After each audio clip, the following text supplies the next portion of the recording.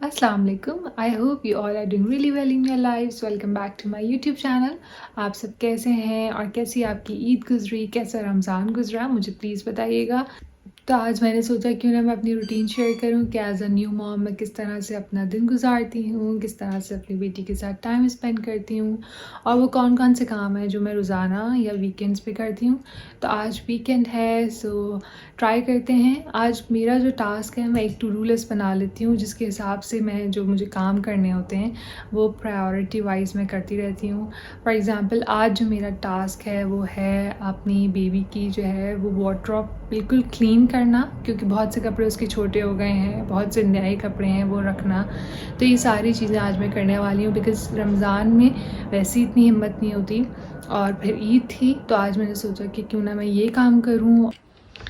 अच्छा, ये आयरा का जो है वो वार्डरोब है और ये बहुत ऑर्गेनाइज्ड था अब से लाइक 2 वीक्स बिफोर, लेकिन फिर ईद एंड रमज़ान में अच्छा खासा जो है वो मैसअप हो चुका है।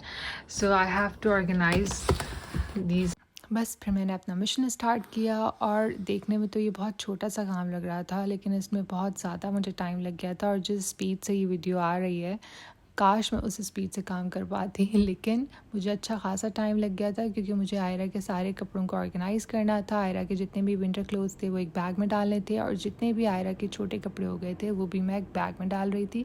और साथ साथ हमेशा जब भी मैं आयरा की वार्डरोब सेट करती हूँ मुझे हमेशा रियलाइज़ होता है वो मतलब आयरा माशाल्लाह बड़ी हो रही है और जो चीज़ें हम जब एक्सपेक्ट करते हैं एज अ मॉम और हम बेबीज़ के लिए बेहतर से बेहतर चीज़ें लेते हैं और विद द टाइम वो चीज़ें जो छोटी होती जाती हैं और आपको एकदम से हिट होता है कि हाँ आपका बेबी बड़ा हो रहा है। इस चीज़ पे मैं बहुत ज़्यादा प्राउड भी फील करती हूँ अल्हम्दुलिल्लाह। लेकिन जैसे मैं आयरा का वो न्यू बॉर्न फेस जो है वो बहुत ज़्यादा मिस करती हूँ। उसके newborn scrunches, newborn cuddles वो बहुत ज़्यादा मिस होती हैं। और जितनी भी यहाँ पे मॉम है वो रिलेट कर सकती हैं कि जब जैसे जैसे आपका बेबी बड़ा होता है तो कितना हार्ड होता है आपके लिए कि उसके पुराने कपड़े एक बैग में डाल के अलग रख देना।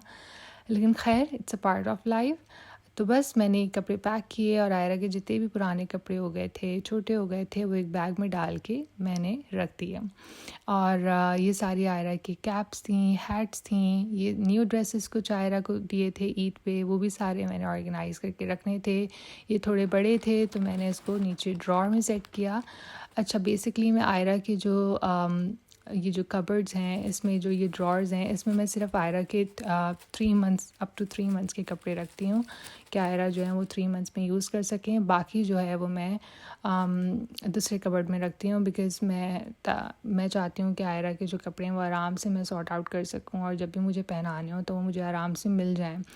तो बस ये कुछ नए कपड़े थे, ये इनको मैं अंदर रख रही थी क्योंकि थोड़े मुझे बड़े लग रहे थे जब मैं एक्सपेक्ट कर रही थी। So I really wanted to buy something different for Ayra, so I bought these milestone coasters और ये बहुत डिफरेंट लगे थे मुझे, तो मैंने ये आयरा के लिए बाय किए थे।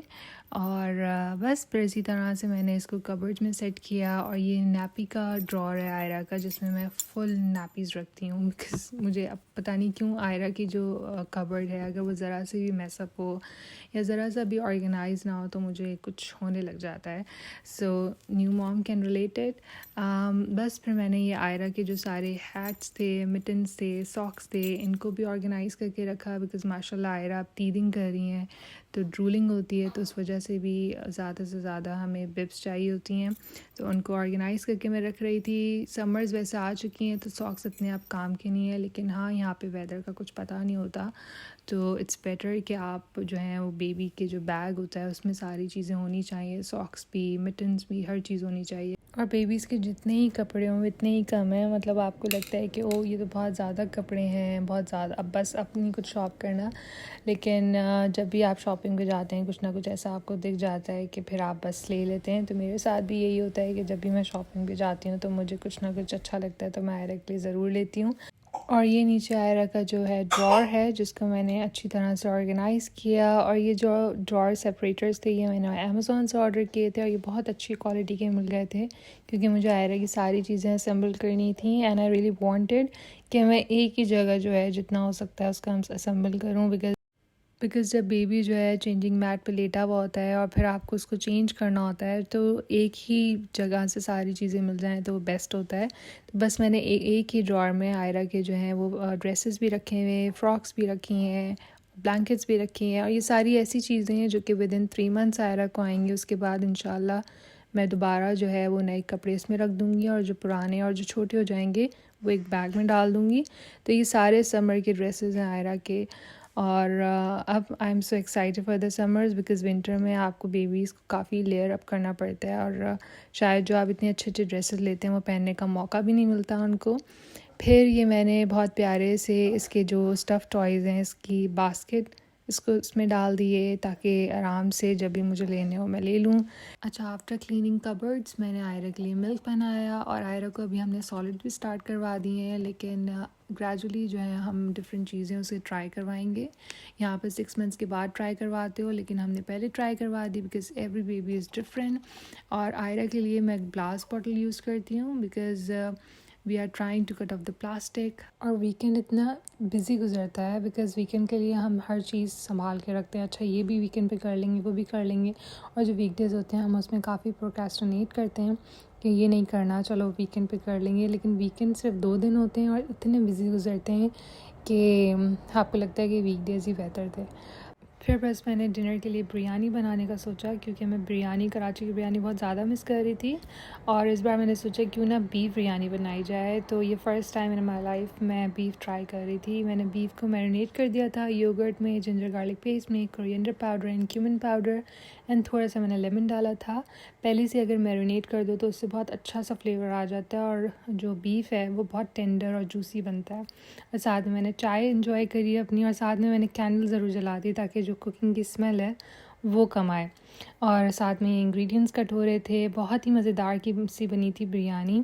और फिर भी कराची की बिरयानी का कोई मुकाबला नहीं है। आप सभी बताइएगा कि आप अगर कराची से हैं तो आपको कौन सा फूड जो है वो कराची का बहुत अच्छा लगता है। वैसे तो कराची की बिरयानी का कोई जवाब नहीं। कराची की बिरयानी, हलीम, बन कबाब, रोल, शवरमा, हर चीज़ बहुत ही मज़े की होती है।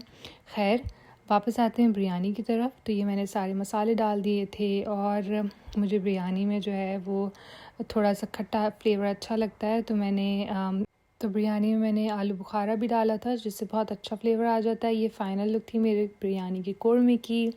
और बस फिर लेयर अप किया, और बहुत मज़े की बिरयानी बनी थी। वो होता है ना, जब आप कोई चीज़ क्रेव कर रहे हो, अब वो अच्छी बन जाए तो आपको और ज़्यादा मज़ा आ जाता है, और आपका जो कॉन्फिडेंस है वो और ज़्यादा बूस्ट हो जाता है कि हाँ, हम कुछ अच्छा बना सकते हैं, और नेक्स्ट टाइम इस चीज़ को दोबारा ट्राई कर सकते हैं। मुझे लगता है with the experience you learn everything, और जैसे जैसे आप लाइफ में आगे बढ़ते जाते हैं आप सीखते जाते हैं, और कभी गलती होती है, कभी नहीं होती। और ये बिरयानी की फ़ाइनल शक्ल थी जो कि बहुत मज़े की लग रही थी। So Ayra has got really nice gifts on this Eid. ऐसे गिफ्ट्स थे जो उनके बड़ों ने दिए थे और उसके कज़न्स ने दिए थे, और ये बहुत प्यारा सा सेट मैंने आयरा को दिया था because now she can hold things. तो ये बहुत प्यारी सी डॉली थी जो कि आयरा की दादू उनके लिए लेकर आई थी। ये बहुत प्यारा सा लगा था, जिसमें अरबिक अल्फ़ाबेट्स थे एंड साथ में तीदर था बिकॉज़ नाउ शी इज़ तीदिंग। तो ये सबसे यूज़फुल थिंग थी, और आप इसको हैंग भी कर सकते हो अपनी स्ट्रॉलर में। उस तरह से ये बहुत प्यारी बुक थी, इट्स ऑल अबाउट अल्लाह। और इसमें जो पिक्चर्स के साथ पूरा एक्सप्लेन किया हुआ था। इंशाल्लाह मैं आयरा की जब थोड़ी बड़ी होंगी तो उनको ज़रूर ये पढ़ के सुनाऊँगी। साथ में ये एक टॉय था। तो मुझे अब अपनी चीज़ों से ज़्यादा आयरा की चीज़ों में ज़्यादा इंटरेस्ट होता है, इसलिए मैं आपको सारी चीज़ें दिखा रही हूँ। ये भी सऊदी अरब से आयरा की जो है वो दादी लेकर आई थी, और ये भी आप हैंग कर सकते हो स्ट्रॉलर में या कार सीट पे। ये जिन्होंने टॉय स्टोरी देखी है, ये वुडी है और आयरा के डैड लेकर आए थे। Currently, it's not an age-appropriate toy, but inshallah in future she can play with it. ये भी बहुत सारे से स्टफ़ टॉय थे जो आयरा की पुप्पो ने, आयरा के कज़न्स ने उनको दिए थे। इसके साथ साथ आयरा को ईद मुबारक कार्ड मिला था विच वॉज सो क्यूट। ये सारे आयरा के गिफ्ट्स थे जो आयरा को ईद में मिले थे। अच्छा, मैं जो हूँ अपनी टू डू लिस्ट एक दिन पहले बना लेती हूँ। वो मुझे बहुत ज़्यादा हेल्पफुल रहता है अपने टास्क को टाइम पे करने के लिए, एंड स्पेशली ऑन वीकेंड्स। सो ये मेरा प्यारा सा सनसेट का व्यू जो कि मैं अपनी हर वीडियो में शेयर करती हूँ आपके साथ, क्योंकि मुझे बहुत पसंद है, एंड आई होप कि आपको भी बहुत पसंद आता हो। इस तरह से गुजरता है मेरा वीकेंड। तो इस प्यारे से व्यू के साथ मिलते हैं अपनी नेक्स्ट वीडियो में। अल्लाह हाफ़िज़।